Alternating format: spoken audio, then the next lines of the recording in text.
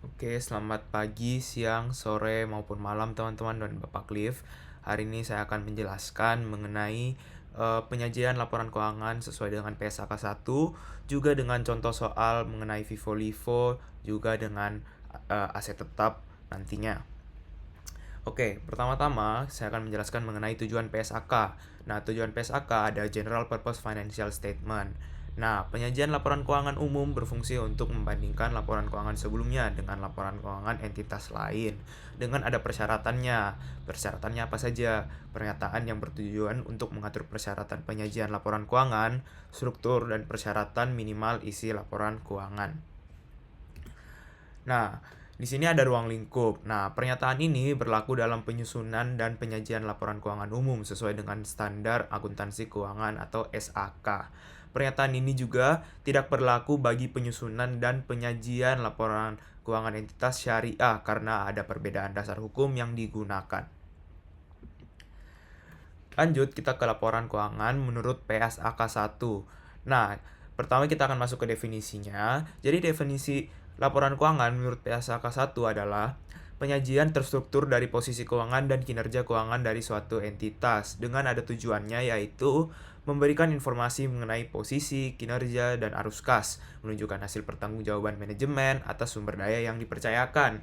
Nah, isi laporan keuangan menurut PSAK 1 ada apa saja? Ada aset, liabilitas, ekuitas, pendapatan, beban, kontribusi, distribusi, dan arus kas. Di sini ada komponen laporan keuangan menurut PSAK 1.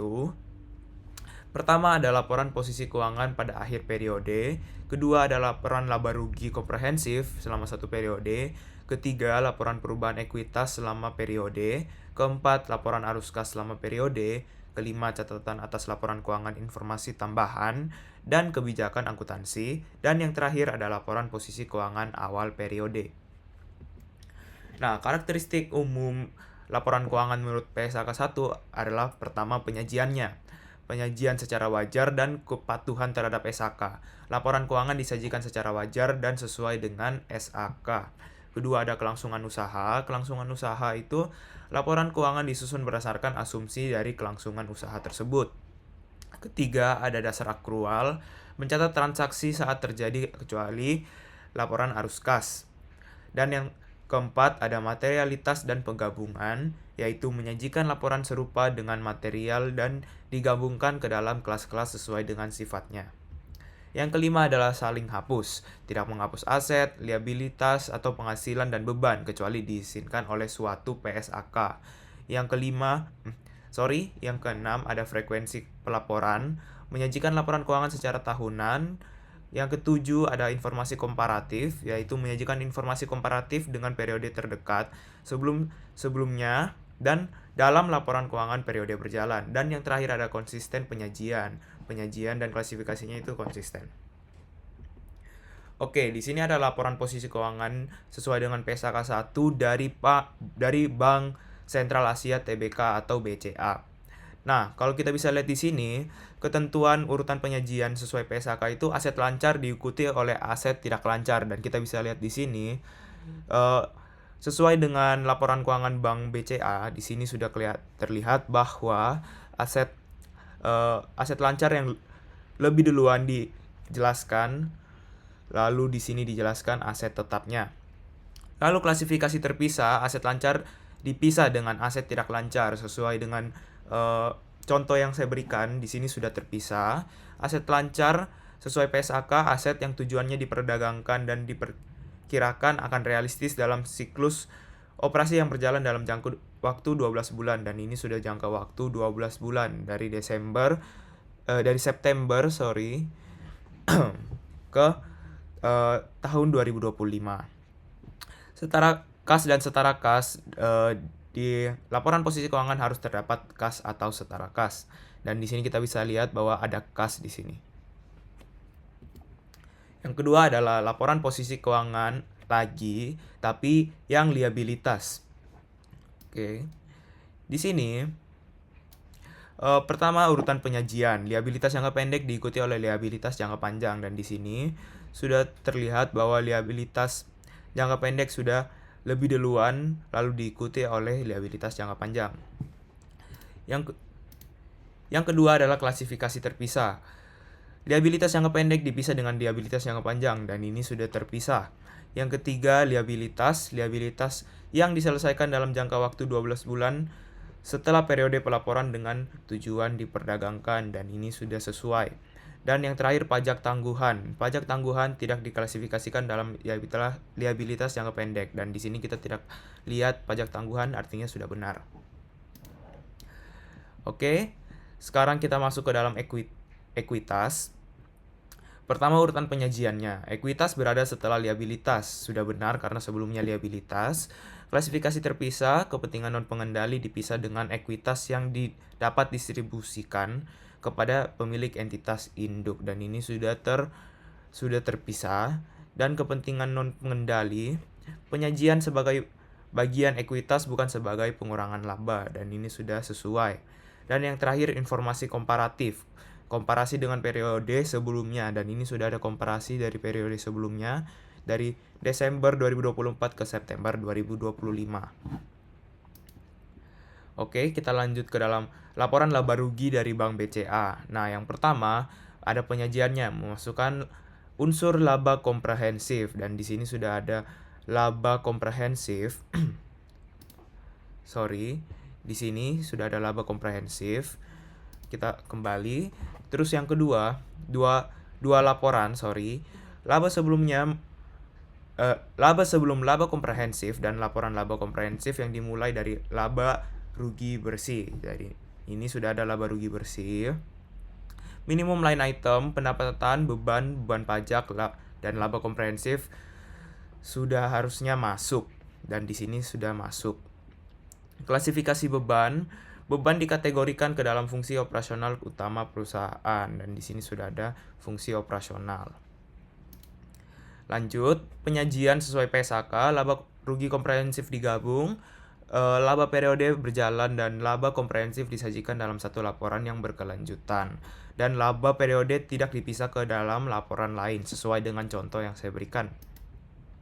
Di sini kita masuk ke dalam laporan perubahan ekuitas sesuai dengan PSAK 1 dari Bank Sentral Asia. Jadi yang pertama ketentuannya itu pengungkapan dividen sesuai PSAK. Jumlah dividen yang diatribusikan kepada pemilik dan nilai dividen per saham itu harus ditunjukkan.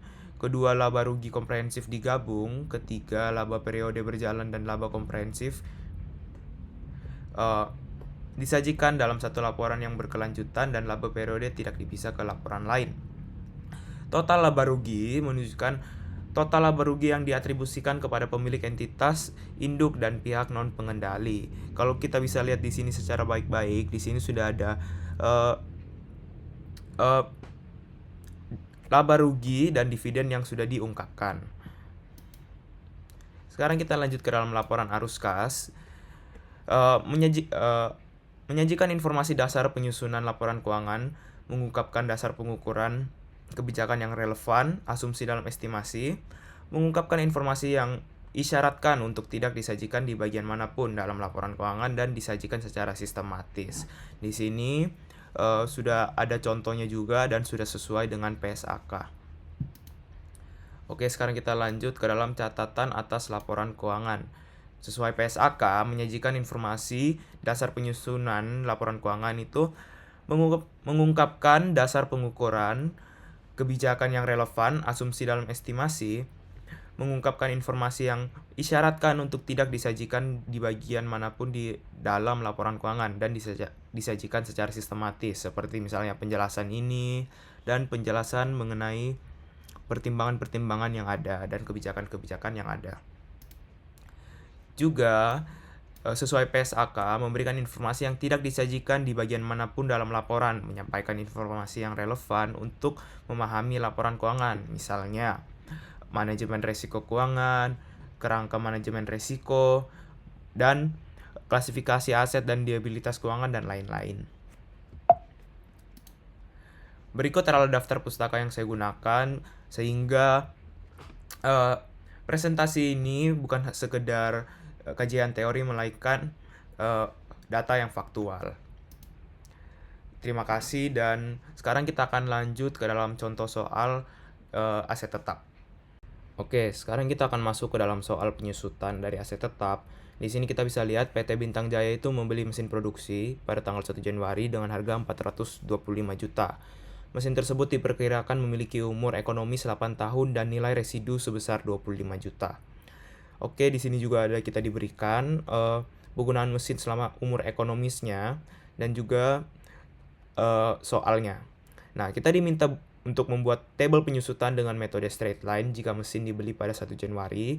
Kedua, penyusutan straight line kalau mesin dibeli pada 1 Juli. Kita juga disuruh buat tabel dari metode units of activity. Yang keempat, tabel penyusutan dengan metode double declining balance kalau mesin dibeli pada 1 Januari. Dan yang terakhir, double declining balance kalau dibeli pada 1 Oktober. Tentunya kita harus mengetahui apa saja yang kita ketahui dari soal ini. Yang pertama, kita tahu harga belinya 425 juta. Kita juga tahu umur ekonomisnya. Umur ekonomisnya selama 8 tahun dan nilai residunya 425 juta. Artinya, nilai residunya itu nilai sisa dari penggunaan mesinnya dong. Artinya kita bisa kurangin aja. Harga beli dikurang nilai residu. Oke, kita kurang dulu. Di sini kita dapat 400 juta. Terus kita juga harus tahu untuk mengerjakan soal pertama yaitu straight line, kita harus mengetahui seberapa banyak penyusutan yang terjadi setiap tahunnya. Nah, untuk tahu berapa banyak penyusutan yang terjadi, kita langsung ke sini aja, straight line. Oke. Jadi untuk tahu seberapa banyak penyusutan yang terjadi per tahunnya, per umur ekonomisnya, kita bisa langsung aja 100% dibagi dengan 8. Kenapa bisa seperti ini? Karena penggunaan mesin pasti akan digunakan sebanyak 100%. Karena mesin tersebut kita beli sebesar 100%, tentunya kita akan gunakan juga 100%. Nah, tapi karena kita diberikan umur ekonomi selama 8 tahun, artinya 100% itu akan kita gunakan dalam jangka waktu 8 tahun. Jadi kita langsung bagi aja 8 tahun agar kita tahu berapa penyusutan per tahunnya. Oke, kita langsung kerjain aja. Untuk soal pertama yaitu straight line kalau dibeli pada 1 Januari. Untuk kita tahu beban penyusutannya, kita langsung aja sama dengan harga beli kurang nilai residu, artinya 400 juta, kita kalikan dengan 13% atau pengurangan per penyusutan per tahunnya. Dan kita dapat di sini 50 juta. Artinya akumulasinya akan berkurang 50 juta. Nilai buku akhirnya gimana? Dari harga beli, karena kita mengambil nilai bukunya, kita beli harga beli aslinya 425 juta, kita kurangkan dengan beban penyusutannya atau akumulasinya, yaitu terjadi pengurangan sebesar 375 juta. Sekarang lanjut, untuk tahun-tahun beban penyusutannya itu pasti semuanya sama, karena per tahunnya akan berkurang sebesar 13% secara terus-menerus. Nah, akumulasinya gimana? Ini langsung aja ditambahin sama seiringnya penambahan waktunya. Dan kita dapat di sini sampai 400 juta. Nilai buku akhirnya gimana? Ini langsung kurangin aja. Langsung kurangin dengan akumulasinya juga. Dan ini sisa di drag.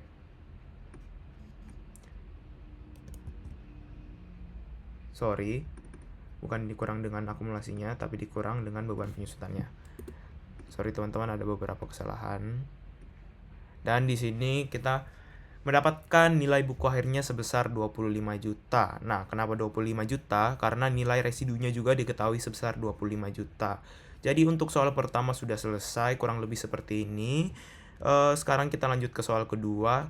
Bagaimana kalau straight line dibeli pada tanggal 1 Juli? Kalau mesin ini dibeli pada 1 Juli. Nah, tentunya di sini ada beberapa perbedaan ya teman-teman. Karena dibeli pada 1 Juli artinya Januari, Februari, Maret, April, Mei, dan Juni kita tidak gunakan. Mesinnya kita tidak gunakan karena kita gunakan pada Juli. Artinya selama 6 bulan kita tidak menggunakan mesin tersebut. Kita langsung aja straight line 1 Juli.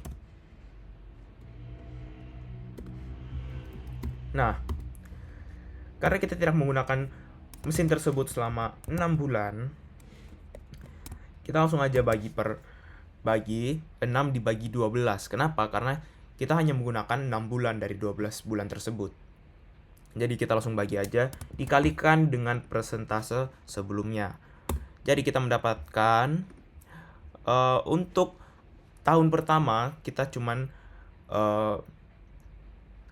tersusut sebesar 6%. Jadi di sini kita langsung aja kerjain, kurang lebih sama. Dari 400 juta kita langsung kalikan dengan 6%. Lalu kita akumulasinya dan nilai buku akhirnya 425 juta dikurangkan dengan beban penyusutannya. Nah, tapi untuk tahun keduanya pastinya berbeda karena kita sudah menggunakan mesin tersebut full selama setahun. Artinya kita kembali ke dalam penyusutan sebelumnya yang sama. Jadi 400 juta kita langsung kalikan aja dengan 13% karena penyusutan setahunnya full. Akumulasinya gimana? Ini kita tambahin lagi, kurang lebih sama. Terus ini kita kurangin dengan beban penyusutannya. Nah, untuk yang 50 juta ini bakalan sama sampai tahun ke-8. Nah, di sini kenapa ada tahun ke-9? Sebentar saya akan jelaskan. Di sini kita kerjain dulu. Kita tambahin sampai ke tahun ke-8 dan ini kita bisa langsung drag aja. Oke. Nah, kenapa di sini ada tahun ke-9? Karena kita masih memiliki umur penggunaan dari mesinnya itu 6 bulan karena kita tidak menggunakan mesin tersebut 6 bulan sebelumnya karena kita baru beli 1 Juli. Maka dari itu kita langsung aja untuk beban penyusutan tahun ke-9 langsung aja kurangin dengan harga penyusutan awalnya. Jadi ya tetap 25 juta. Di sini kita langsung ini aja tambah lagi dan kita kurangkan lagi. Dan untuk straight line yang dibeli pada 1 Juli itu kurang lebih seperti ini dan nilai akhirnya itu 25 juta sama seperti nilai residunya dan untuk straight line sudah selesai. Sekarang kita akan masuk ke dalam unit of activity, teman-teman. Nah, cara pengerjaan unit of activity gimana? Pertama, kita di sini udah dikasih jumlah produksi per tahunnya. Ini langsung kita copy aja. Copy.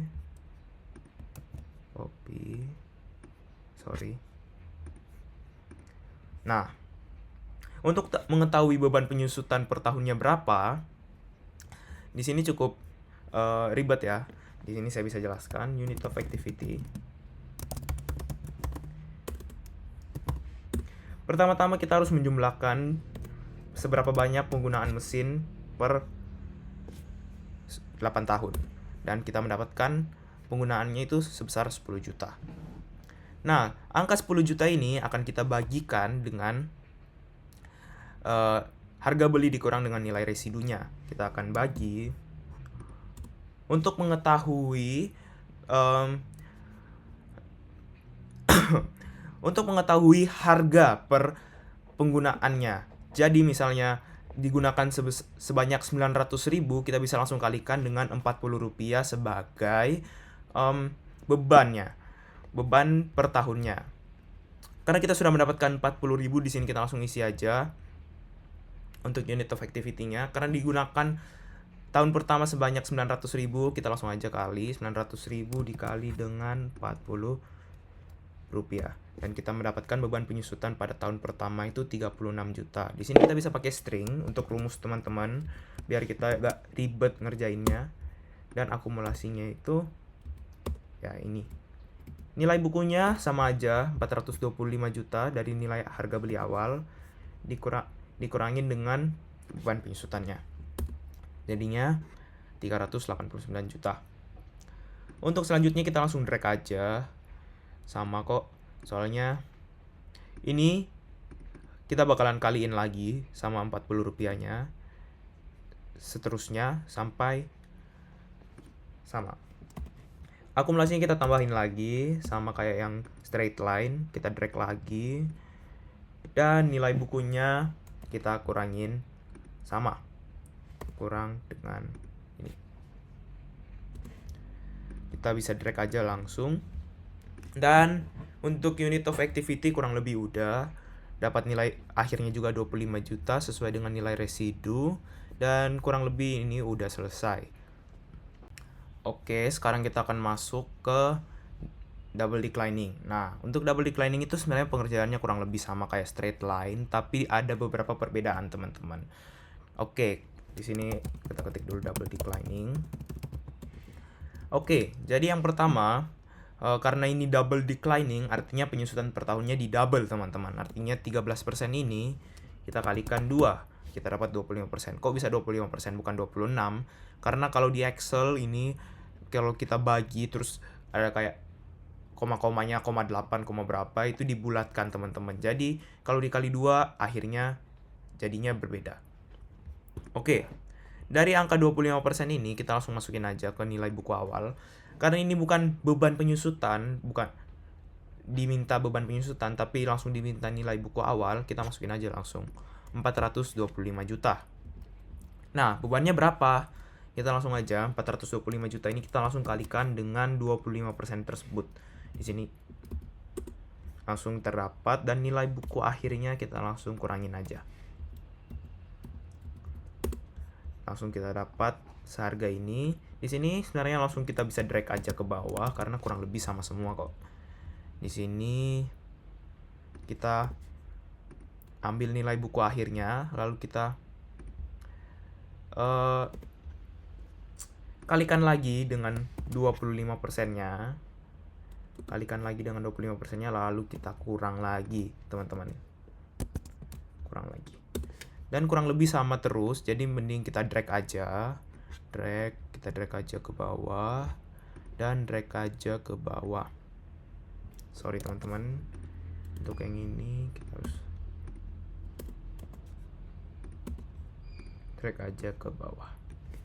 Nah, tapi kenapa yang tahun ke-8-nya malah nilai buku akhirnya 42 juta? Di sini sebenarnya tahun ke-8-nya untuk bebannya itu kita tidak mengambil 25%-nya karena beberapa penyesuaian kalau double declining. Jadi, biasanya dalam perusahaan besar atau soal-soal seperti ini, dari nilai buku awalnya kita langsung kurangkan saja dengan nilai residunya. Dan kita bakalan dapat sesuai dengan nilai residu buku akhirnya. Jadi untuk double declining-nya kurang lebih seperti ini. Dan sekarang kita akan masuk ke double declining untuk 1 Oktober, teman-teman. Oke, untuk yang 1 Oktober ini, artinya kita tidak menggunakan mesin tersebut selama Januari, Februari, Maret, April, Mei, Juni, Juli, Agustus, dan September, yaitu selama 9 bulan. Dan kita baru gunakan ke bulan yang ke-10. Maka dari itu, di sini kita langsung aja tulis double declining 1 Oktober. Di sini kita bisa sama seperti straight line.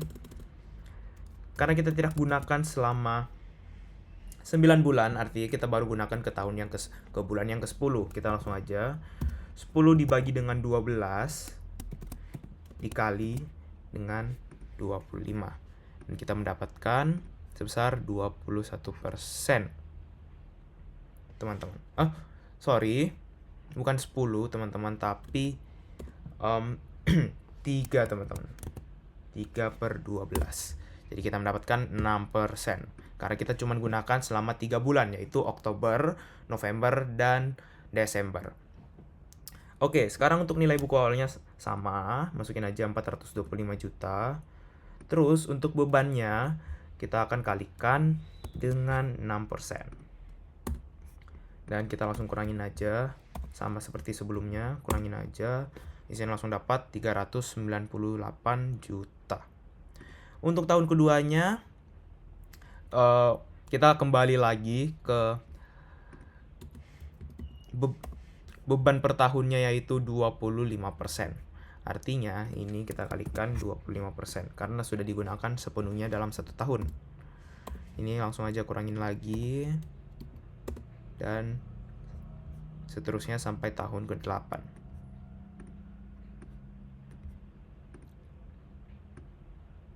Oke.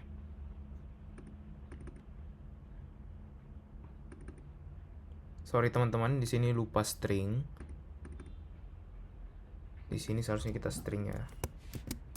String supaya tidak berpindah-pindah. Oke. Nah, untuk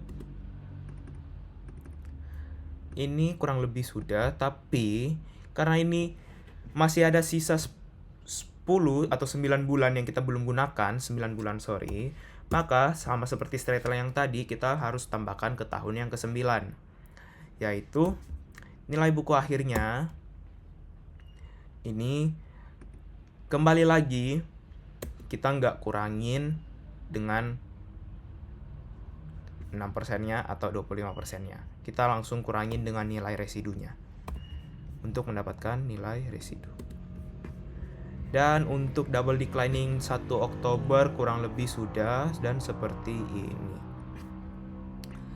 Oke teman-teman, untuk pengerjaan penyusutan aset tetap kurang lebih sudah. Sekarang kita akan masuk ke dalam contoh soal mengenai FIFO dan average, yaitu persediaan.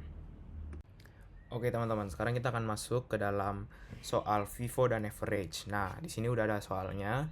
Jadi pada tanggal 1 Januari 2026 ada stok awal. Stok awal kita berupa 100 unit dengan harga Rp10.000. Artinya totalnya kita langsung kaliin aja. Totalnya 1 juta. Oke.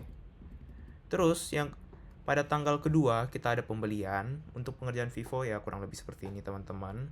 Kita ada pembelian pada tanggal 5. Pada tanggal 5 Januari kita ada pembelian. Pembelian artinya masuk. Kalau pembelian artinya barang kita masuk dong ke persediaan kita.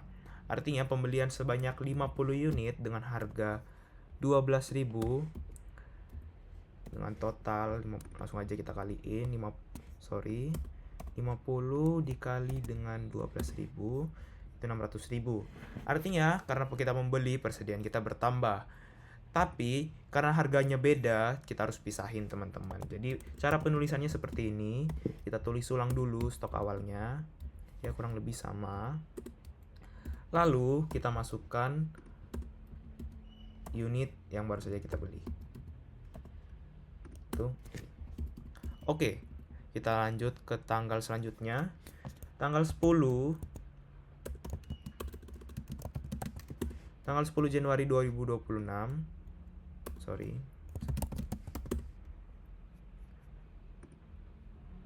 Pada tanggal 10 kita menjual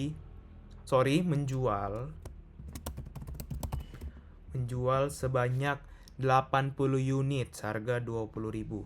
Nah, teman-teman, kalau kita menjual barang dari FIFO atau average, kita tidak mengisi harga dari sini, teman-teman. Kita nggak isi harga dari sini, tapi kita isi harga dari persediaan yang keluar, teman-teman.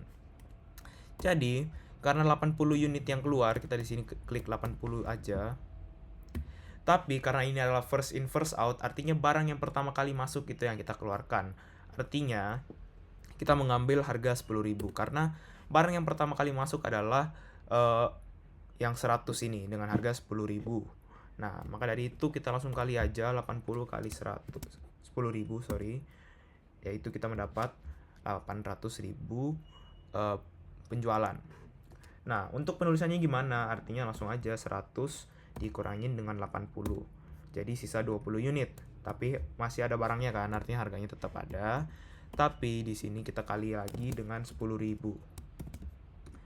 Jadi barang yang pertama sisa 200.000 dan barang yang kedua tetap ada. Ya kurang lebih sama teman-teman. Oke, kita lanjut ke soal berikutnya. Kita beli lagi teman-teman 70 unit pada tanggal 15 Jan 2026. Kita beli 70 unit teman-teman. Kita beli 70 unit dengan harga 11.000. Kita langsung kali aja 770 karena kita ngebeli, artinya persediaan kita nambah lagi teman-teman. Jadi penulisannya kita ketik ulang lagi semuanya.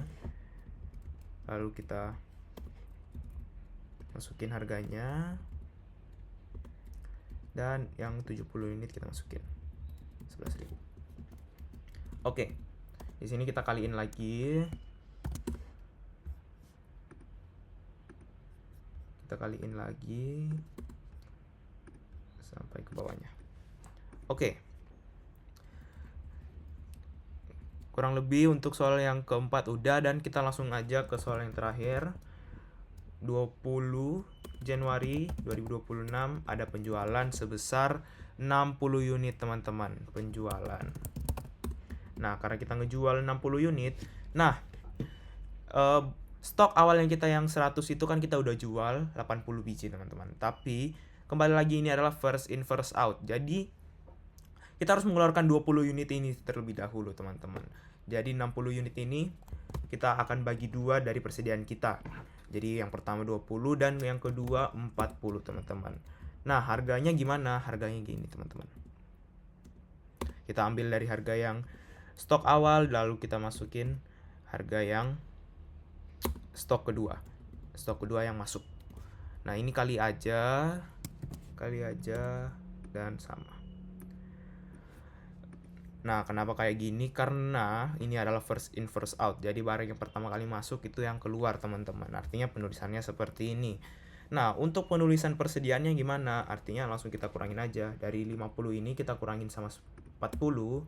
Jadi sisa 10 dan 70 ini masih ada teman-teman. Karena belum keluar.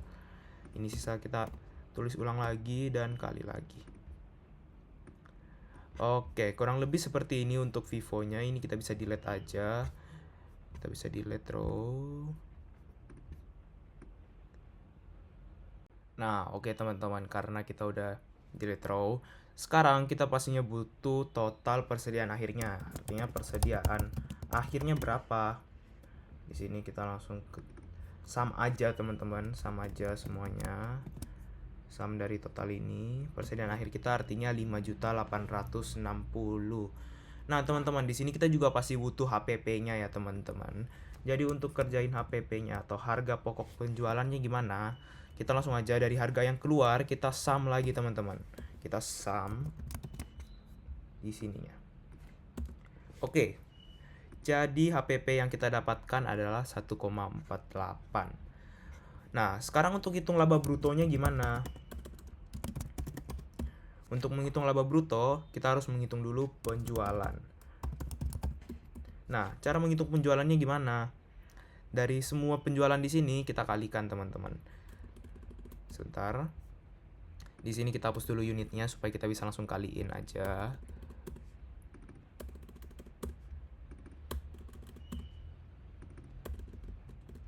Oke. Penjualannya di tanggal kapan aja? Kita langsung dalam kurung. Pada tanggal 10 kita menjual 80 teman-teman. Kita langsung kalikan dengan harga unitnya supaya kita bisa mengetahui berapa banyak yang kita untungkan. Ditambah dengan penjualan, ditambah dengan dalam kurung penjualan tanggal terakhir, dikalikan dengan dikalikan dengan harga per unitnya, yaitu 22.000 yang kita jual. Dan kita dapat penjualan sebesar 2.920. Nah, untuk mengetahui berapa hasil akhirnya atau laba bersihnya, net income-nya, gak usah ketik net income, kita ketik ulang dulu HPP teman-teman, HPP. Nah, hasil akhir yang kita dapatkan adalah penjualan dikurangin dengan HPP-nya, yaitu 1,440. Ini adalah laba brutonya teman-teman. Sekarang kita masuk cara pengerjaan average. Nah, teman-teman, sebenarnya kurang lebih average itu kurang lebih sama, tapi terdapat juga perbedaan yang perlu dijelaskan. Oke, sekarang kita masuk lagi ke soal pertama. Tanggal 1 Jan 26, ini ada stok awal lagi. Stok awal sebesar 100 unit dengan harga 10.000. Oke, dengan harga 10.000 langsung kaliin aja, dapat total. Oke teman-teman, kita lanjut ke soal yang kedua. Jadi pada tanggal 5 Januari 26 kita ngebeli stok sebanyak 50. Sama lagi, kita ketik aja dulu 12.000. Nah, dengan total. Nah, tapi kalau average itu ini sedikit berbeda ya teman-teman. Kita langsung gabungin teman-teman. Kita gabungin stoknya. Kita nggak pisah-pisah lagi. Jadi 100 ini kita tambahin sama 50. Lalu total ini kita tambahin dengan total harga pembelian kita. Nah, untuk harga per satuannya itu berapa? Kita langsung bagi aja teman-teman. Ini dibagi dengan 150.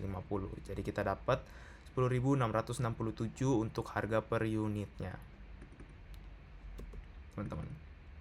Oke, kita lanjut ke soal yang kedua. Kita bisa lihat aja sebenarnya dari sini, tapi kita lihat soalnya aja. Jadi pada 10 Januari 2026 kita ngejual sebesar 80 unit. Artinya keluar 80 unit. Nah, kita langsung ambil harga dari sini teman-teman. Kita langsung kaliin sebesar 853.000. Ini 150-nya kita langsung kurang 80. Langsung aja harganya sama. Kita langsung kaliin aja. Oke. Untuk soal yang ketiga udah, kita lanjut ke soal yang keempat. Kita ngebeli 70 unit dengan harga 11.000. Langsung kaliin aja. Nah, kita langsung tambahin lagi. Langsung jumlahin lagi. Dan kita bagi lagi, teman-teman. Sorry. Dan kita dapat harga persatuannya 10.833. Dan yang terakhir kita jual lagi teman-teman. Menjual. Kita jual sebesar 60 unit. Langsung aja kita ngisi 60 unit dengan harga ini. Lalu kaliin lagi. Oke, ini langsung kita kurangin aja. Harganya sama. Dan sisa dikali. Oke. Untuk pengerjaan average kurang lebih udah. Ini kita bisa delete row lagi. Sorry.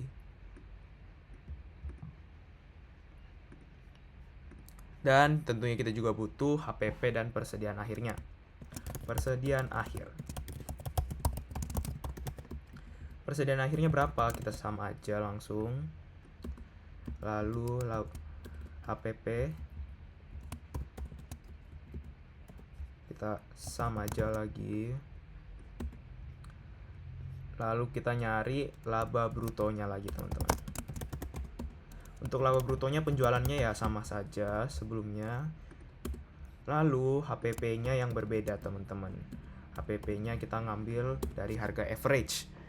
Dan hasil akhirnya kita kurangin lagi teman-teman. Oke, kurang lebih seperti ini untuk pengerjaan average dan laba bruto untuk average. Dan kurang lebih semua sudah selesai dari contoh soal FIFO, average, dan penyusutan yang ada. Kalau teman-teman masih kurang mengerti bisa komen di bawah. Dan terima kasih sudah menonton sampai akhir. See you in the next video guys.